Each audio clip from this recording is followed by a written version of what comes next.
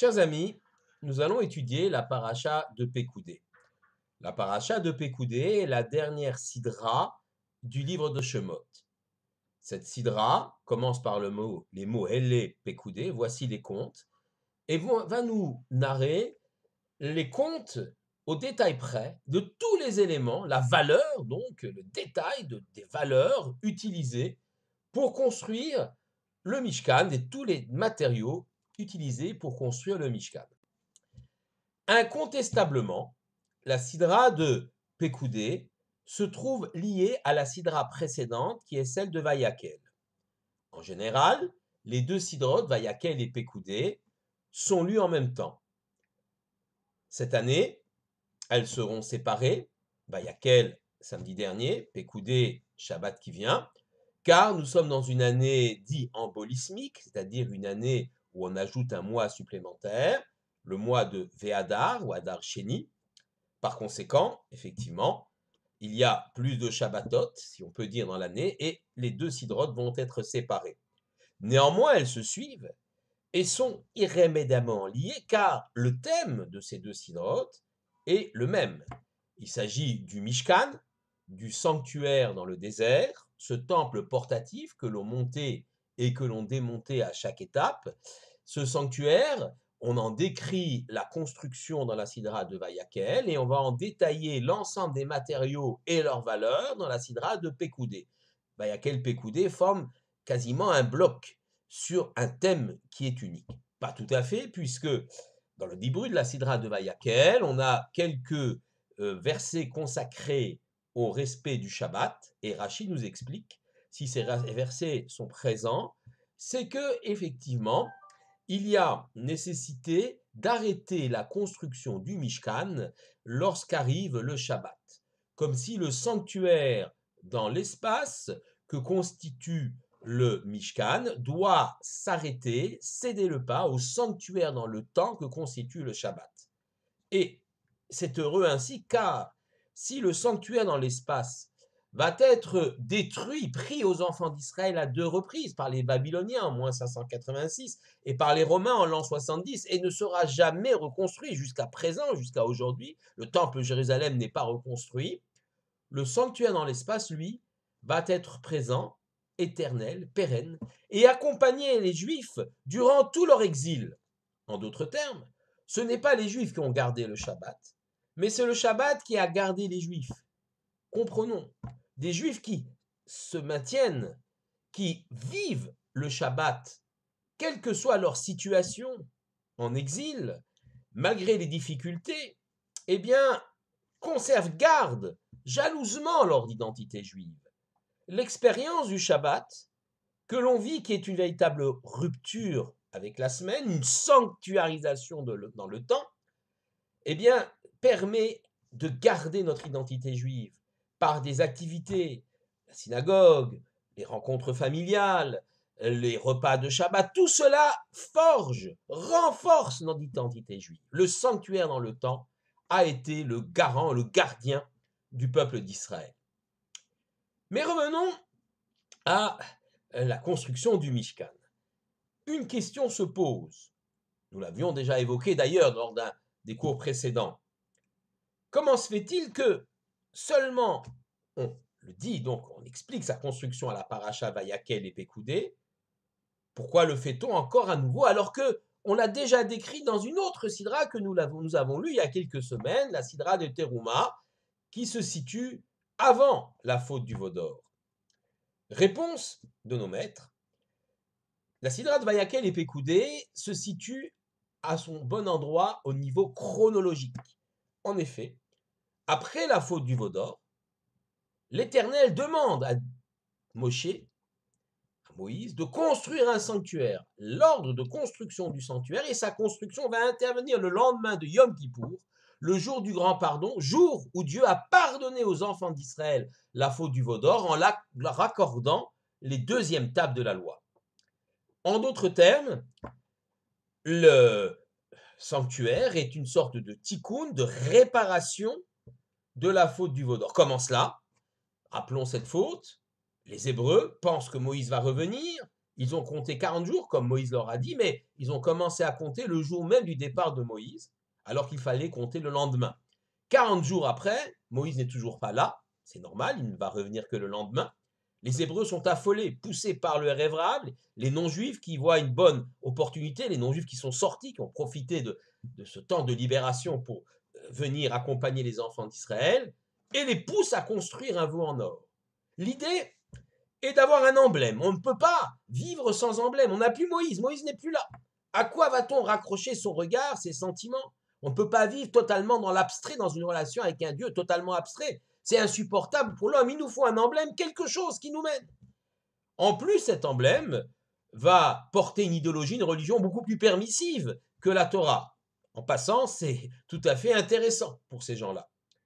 Et on voit que la recherche d'un emblème, la volonté de ne pas être dans l'abstrait absolu, va mener les Béné Israël vers une dérive idolâtre.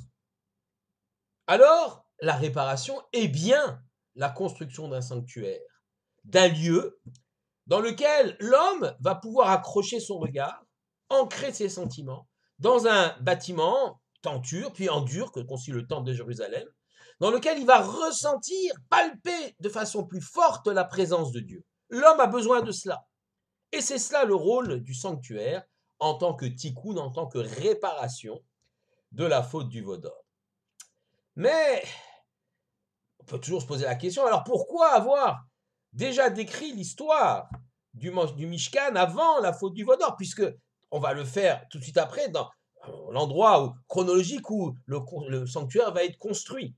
Réponse, l'Éternel est Magdim Refoua Lamaka, il fait précéder le remède avant le coup, avant la maladie. Le remède, c'est le sanctuaire. On en parle déjà, on le décrit déjà avant même que ne soit donc décrit la faute du veau d'or. Je voudrais vous livrer un autre commentaire très intéressant, celui d'un rave qui s'appelle le Shem Mishmuel. Le Shem Mishmuel est un ouvrage écrit par Rav Shmuel Bornstein, qui est le deuxième rebbe de la dynastie des Sochachover, qui a vécu de 1900, début du XXe siècle. Il a vécu à Lodz en particulier, et ses dates, c'est donc de 1855 à 1926. Et le Shem Mishmuel, donc le rebbe de Sochachov, et ensuite de Lodz, donc en Pologne, le Shem Mishmuel, Rabbi Shmuel Bornstein, nous explique. Dans la première sidra, celle de Teruma, on nous parle de Kol ish asher yidveinu libo, tout homme dont le cœur portera à offrir quelque chose au Mishkan, à contribuer à sa construction, le fera. Et dit le Shem Mishmuel là-bas, dans la sidra de Teruma, on est avant la faute du veau d'or, donc le Mishkan n'est que présenté en potentiel, mais le potentiel, c'est que chaque homme, chaque juif, peut être capable individuellement de construire un Mishkan à lui tout seul. Alors non, peut-être pas physiquement, mais il a cette capacité spirituelle d'investir tout son être pour s'approcher d'Hachem. Seul. Car il en est assez fort. Il a cette capacité extraordinaire. Vient la faute du veau d'or et l'homme chute. Alors, les Hébreux vont être capables de construire ce sanctuaire, de s'approcher de Dieu, mais uniquement à titre collectif. Et c'est pourquoi le titre de la sidra est Vayakel. Il a rassemblé. Ce n'est que dans le rassemblement que les Juifs sont capables de s'approcher de l'Éternel. D'où effectivement la différence entre le sanctuaire décrit avant la faute du veau d'or et celui décrit et construit après la faute du veau d'or. Il n'y a que dans la dimension collective que chaque Juif peut pouvoir approcher l'Éternel. Elle seule est une sorte de planche de salut pour pouvoir s'approcher de l'Éternel. D'ailleurs, Shabbat dernier, c'était Shabbat Shkali, mais on donne un demi-shekel justement pour faire comprendre que l'homme seul n'y arrivera pas. Il faut un autre homme, un demi-shekel plus un demi-shekel arrive à un shekel. On donc met en avant l'importance de la dimension collective des choses. Mais là, attention, il y a un risque. Et je voudrais citer l'enseignement d'un Rav que j'apprécie personnellement beaucoup, qui est le Rav Shlomo Yosef Zevin, qui est un rabbin disparu en 1980 en Eretz Israël, le Rav Shmuel Yosef Zevin, pardon, explique la chose suivante. Je m'excuse, c'est donc pas Shmuel, mais Shlomo Yosef Zevin explique la chose suivante. Pour lui, effectivement, la dimension collective est indispensable et incontournable dans le rassemblement et la construction du sanctuaire, c'est-à-dire d'un lieu où on va s'approcher de l'éternel. On va ressentir la sainteté et la kedusha. Ceci dit, il faut faire extrêmement attention à ce que la collectivité n'écrase pas l'individu. Et c'est pourquoi arrive tout de suite après la paracha de Vayakel, la paracha de Pekoudé. Pekoudé, c'est le détail. C'est chaque élément qui est important. Un compte détaillé, mais ça peut également s'appliquer aux individus. Vayakel, c'est le rassemblement de tous les juifs, donc une dimension collective indispensable pour avancer les choses dans le domaine spirituel. Mais Pekoudé, c'est le retour nécessaire au respect de l'individualité de chacun.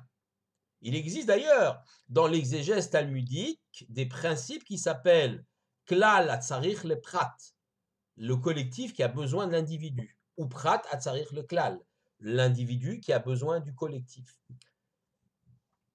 Il y a deux visions idéologiques dans le monde. Une vision très collectiviste. On a connu cela avec le communisme, mais pas seulement. Des idéologies qui vont privilégier la nation, la toute-puissance du collectif et de la nation.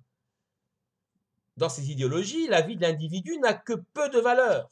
L'individu ne vaut que parce qu'il va contribuer au collectif, ou se sacrifier même jusqu'à la mort pour le collectif.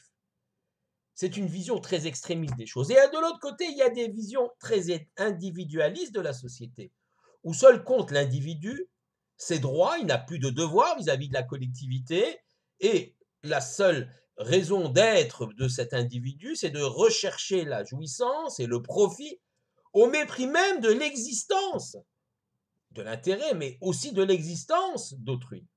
Cette société peut être qualifiée d'anarchique ou d'ultra-capitaliste, on dira ce qu'on voudra, où le collectif ne compte plus, ce qui compte c'est le profit et la vision individuelle des choses. La Torah nous propose un équilibre entre ces deux visions extrêmes du monde, un équilibre qui passe par le respect de chaque individu est un monde en soi, chaque individu a une valeur en soi, peut apporter quelque chose, peut se grandir, mais ne peut être fort, ne peut développer ses potentialités que parce qu'il s'inscrit aussi dans un mouvement collectif et parce qu'il s'articule avec les autres individus. C'est le sens de ces deux sidrotes qui se suivent l'une et l'autre. Vayakel, Kaal, le rassemblement, et Pekoudé, les détails, le compte, l'individu, chaque détail est important. Ainsi, Vayakel et Pekoudé, le fait qu'elles se suivent, qu'elles sont retsoufot, comme on dit, qu'elles se suivent l'une l'autre, et même parfois certaines années sont lues le même Shabbat, cela symbolise ce qu'on appelle le klal ou prat, c'est-à-dire la collectivité qui a besoin de l'individu, et aussi le prat hatzarich le klal, c'est-à-dire l'individu qui a besoin de la collectivité. Ces deux éléments, effectivement, sont importants dans l'histoire du peuple juif. L'histoire du peuple juif est faite de la richesse individuelle de chacun et chacune d'entre nous, mais où chacun et chacune d'entre nous prend conscience que sa force réside dans une ardoute, dans une unité, une fraternité avec l'ensemble de nos frères et sœurs juifs, du peuple juif, pour former une entité qui s'appelle le Klal Israël, la collectivité d'Israël, le peuple d'Israël. Shabbat Shalom à tous.